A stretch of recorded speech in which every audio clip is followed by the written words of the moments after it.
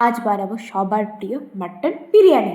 প্রথমে বিরিয়ানি মশলা খানগুলা বাইটা নিব। এরপরে মাংসটাকে জলের মধ্যে ভালো মতো ধুয়ে নিতে হইব।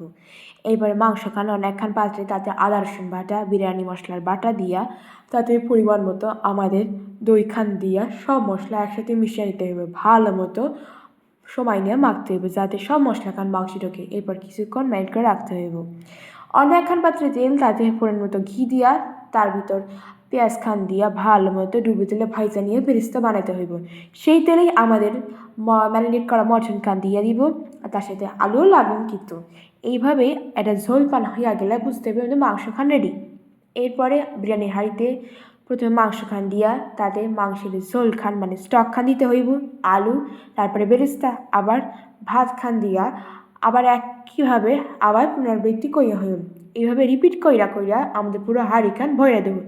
এরপরে ময়দা দিয়া ভালো মতো আটকাই দেবো, বসিয়ে দেবো ০.৫ ঘন্টা দমে।